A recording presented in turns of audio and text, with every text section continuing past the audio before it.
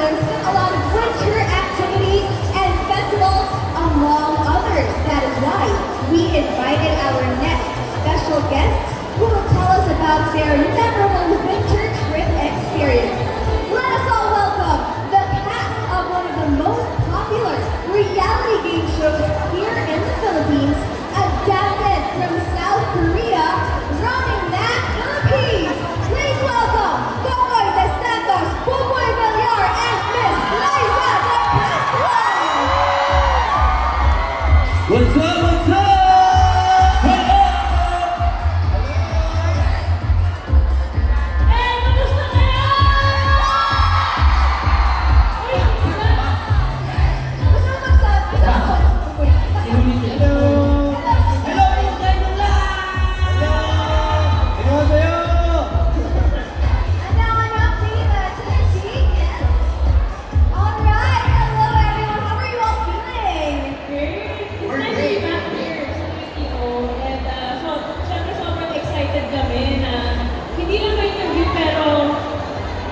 May makita mga special guest for today. Sino dito na inaabangan nyo? Buboy? Buboy daw. Okay, nakasunod ko, Jim. Ayun o. Shumin. Shumin. Shumin!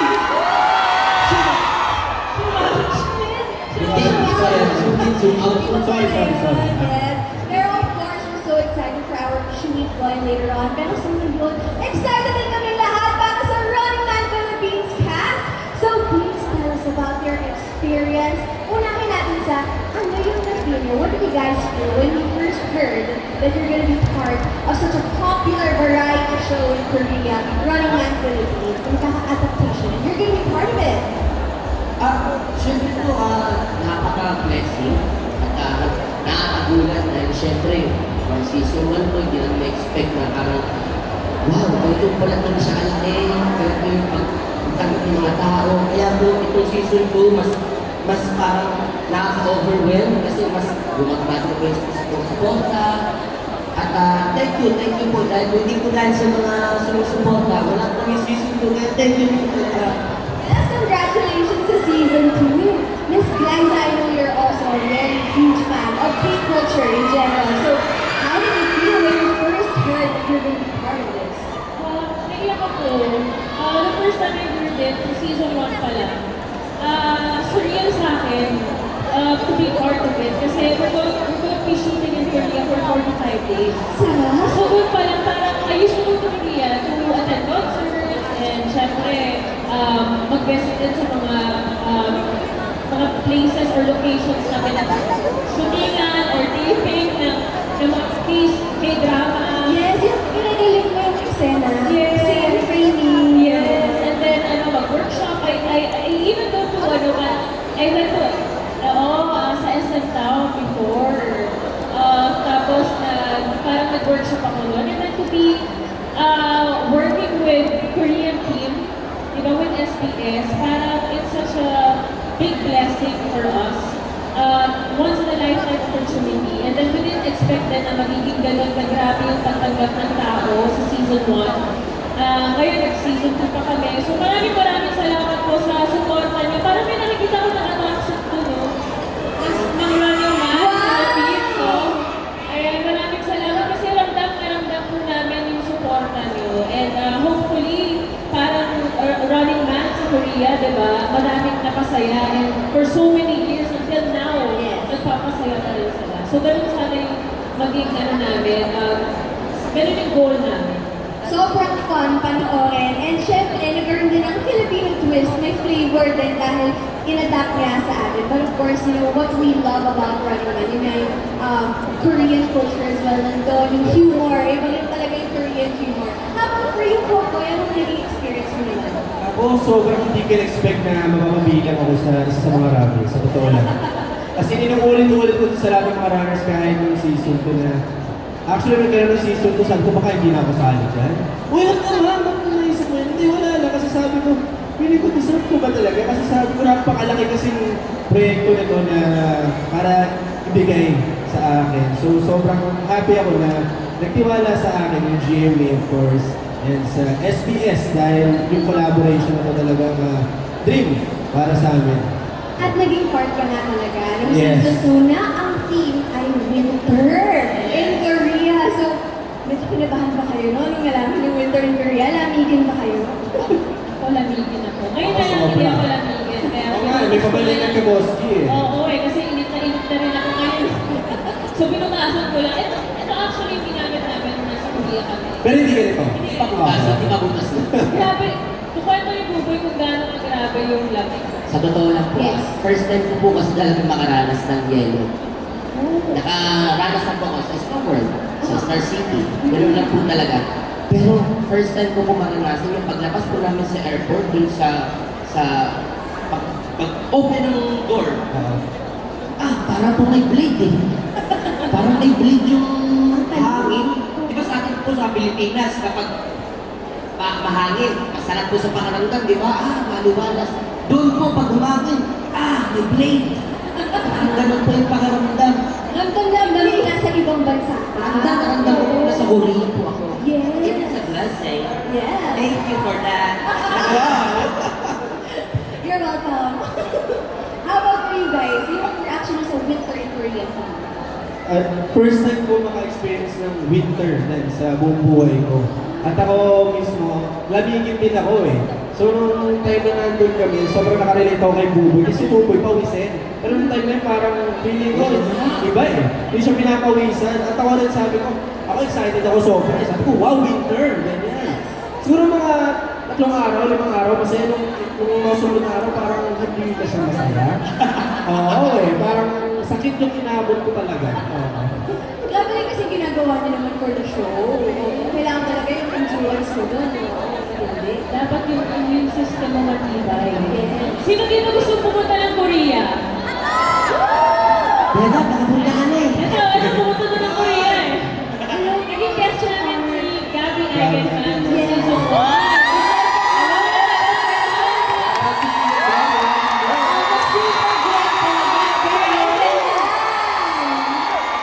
May representative po ng ano dito, ng Cebu dito.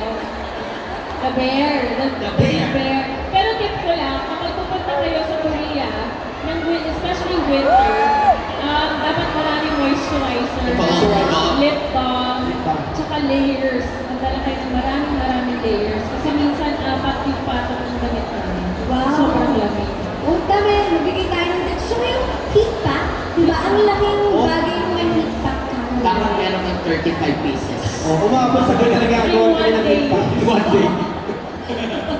Grabe na. Pero ang masaya kasi nga, yan yung mga wala dito sa Philippines, diba? So kung gusto mo talaga ma-experience your winter na feeling, Korea is the place to go. Okay, now, speaking of places in Korea, yeah, can you tell us about yung mga napuntahan ninyo na locations, yung mga favorites ninyo doon? Siguro sa akin, ang pinaka-favorite ko na hindi ko talaga nakita din sa Pilipinas, ano yung Boss G, yung parang may bundok na may ski, ski ba yun? Saka ang taas, ano? Boss G, Ano yung ski resort? With Ski ano? resort. Resort. Saan Ski yun? resort. Ito, ayan. Yan. Ano nga po pangalan nito? Yongpyong Ski Resort. Ang galing niyo po, paano niyo po nalaman? Kasi ano, favorite ko rin yan. Yeah, first day! Ay, po ito, sobrang parang sa video okay, sorry po, sa video okay ko lang po nakikita kasi yun eh. Ako ba ang pangalan? Sa video okay ko lang nakikita pero dahil sa running man po, na-experience ko po yung location, yung saya. Yes. Kaya, once in a lifetime po talaga siya. Oo. It is so blessing. Thank you. How about you guys? Ano yung mga masasabi Ikaw, ng boss. location sa Sino atin? ang favorite mo? Siguro medyo weird na ito yung favorite ko, pero yung yung horror episode. May something Oo ba? na cinematic sa kanya. Ito ba yung Favorite ko? Okay, favorite ko na hindi ko babalikan. Kasi na-trauma talaga ako malikado. Kasi ganun kagaling yung Korean production sa pag-setup nung mismong horror house o school, di ba? So yung gusto mo, boss mo? Oo, para sa akin, ano siya, parang may eerie, tapos cinematic feels. Wow. Parang talaga kami nasa, film. Sobrang cinematic no. mountains, and then the river. Oo nga, doon yun, oo, kasi nakita ko ng umaga. Actually, kasi after yung shoot natin, pinalimutan ko lahat. Pero doon nga pala yun, parang ano, no, sa Twilight, no? Parang gano'n. Parang hindi totoo sa, ano, sa kalusunan, parang totoo ba to? Parang gano'n yung feeling. Ganun sa Korea, no? Yung parang feeling mo lagi kang sa postcard. Parang hindi totoo. Lagi kami sinasabi, parang hindi to totoo. Pero ano tradition? Okay, Kokoy, dahil ayaw mo yung horror episode. Ano yung gusto mo? Ano favorite mo? Pwede naman po ako sumama doon pag umaga, pero siguro yung, hindi ko expect na may Legoland pala sa South Korea. Hindi ko expect. Ang laki, di ba? So, siguro isa yun. Dali ko yung pamangkin ko doon, pero napangin. Yes, yung Legoland Korea Resort. So sa lahat ng mga kids, di ba, meron din silang look forward to dyan. Okay, so ngayon naman, ano yung winter activities na gusto nyo ipatry sa mga audience natin? At siguro yung swimming pool. Parang Swimming. manigas ka tayo doon. Habang nag-winter, mag-swimming. Ang saya. Kasi iba na naman yung pakiramdam pag sa Pilipinas, kapag swimming ka, summer. Oo. Pero sa Korea ka, tayo na lang winter. Parang ayaw nila, boy.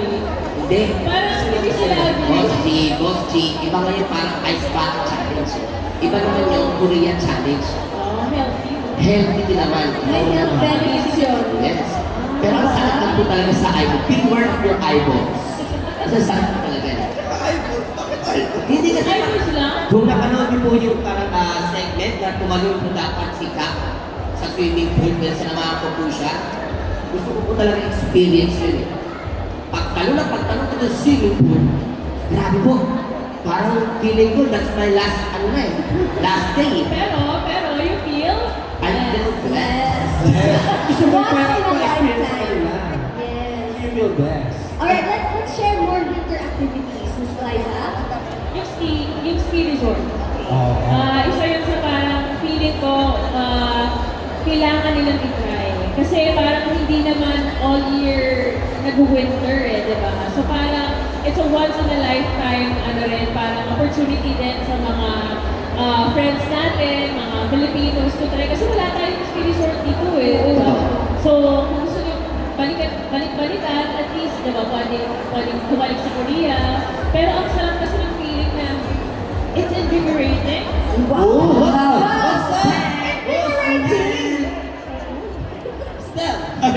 Basta, ay, search nyo lang sa Google. Kasi sa Google yan. Masaya yung feeling ng invigorating. Kasi Parang kabuhay. ay, yun talaga yung parang pataas. Sobrang taas. So,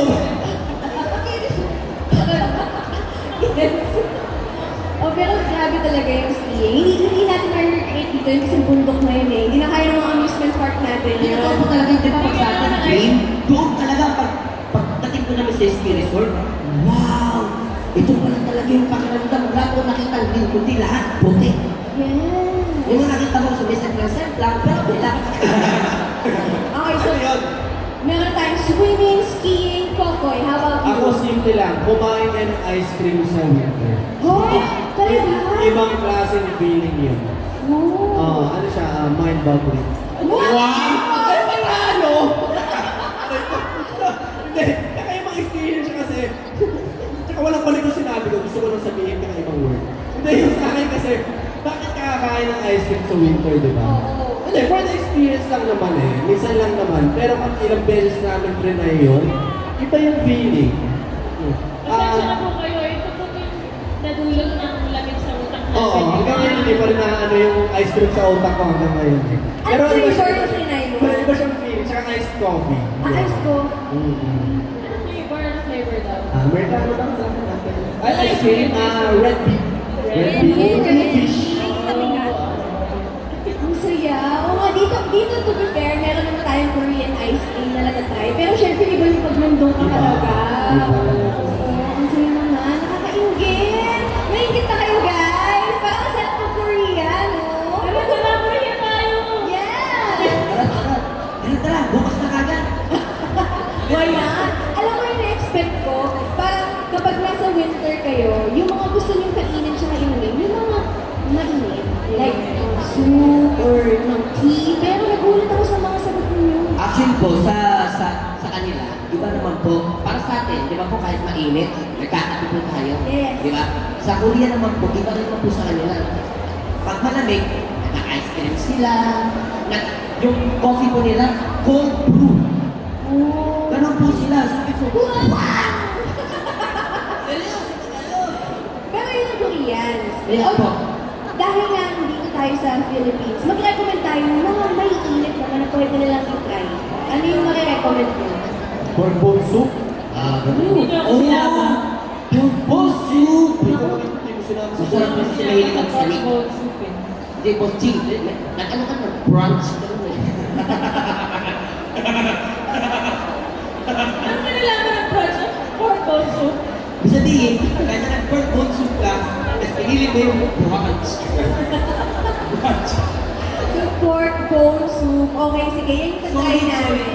At saka, first time ko lang po makakita ng electric hat. Electric hat. Ano yun? Kasi electric fan po nila dun, mainit. Ah! May heater. Nagulat na lang po ako. Bawat restaurant, kulay po na po yung yung electric fan nila. So sabi ko, wow, social talaga dito sa Korea. Kasi ang electric fan sa kanila, electric hat. So kung gusto nyo guys, malaman pa yung iba pang mga tips, mga pwede nilang gawin sa Korea, panoorin nyo ang Running Man Philippines. Please invite everyone! Yes! Go ahead! Sa lahat naman nandito po, simula na po mamayang gabi. Oh, naku. Ang road to finale na to. Oo, medyo nakakalungkot pero sobrang nakaka-excite kasi mga kasama namin dito at isa sa mga OG Pinoy runners. Yes. Emoji na siya. OG, wow, OG. Guru Madrid. Oh. Speaking of OG runners, ano reaction niyo pala nung si Haha biglang nakasama naman? Ito lang po, mabilis na po ha. Mula nung season 1 po kasi, pangarap na po namin na makapag-guest, minamanifest na po namin kahit po sino sa OG Runners. Ay, nabago ka picture lang eh, di ba? Oh, kahit na po, kahit na makapag-peace ko nga lang po eh. Okay na po sa amin. Figure heart. Oh, figure heart. Nung pinalabas po si Haha, lalo na po yung nakita ko, sobrang totoo po yung reaction nila. Kasi hindi po namin expect na makikita po namin si Haha, ang dati. Na parang, wow, thank you Running Man sa experience mo na parang dati pinapangarap lang namin, iniidolo namin to, nakasama namin sa isang Yes. mission at nakatakbuhan ko. Tapos nasabi niya sa akin na parang, wow, parang may Batman and Robin na nangyari. Oh. Na nagalit ko sa kanya kaya sobrang proud ko sa sarili ko. Kasi parang una hanggang huli, bukas na rin bumanga ko. Gaganyan. Excited na kami makita pa yung iba pang ihahain nyo sa mga ating Filipino audience sa Running Man Philippines. Kasi mukha talaga nag-enjoy kayo guys. Oh, Congratulations again. Sige, paano ba nila papanoorin ang Running Man Philippines pag season finale na? Tuloy-tuloy na natin yung free experience, di ba? Mula dito. Yes. Sa Korea Fiesta, hanggang mamaya po, kung masepang na kayo, sabay-sabay tayong masepang sa Running Man Philippines. Kasi masarap din sa pakiramdam na tayo naman yung mag-represent. Di ba? Philippines naman yung pupunta sa Korea, mga Filipinos yung nag-represent yung bansa natin. So parang ang sarap din na makatrabaho sila. So abangan niyo po ang last 2 episodes ng Running Man Philippines, mamayang gabi at bukas po ng araw. Yun, no? Thank you very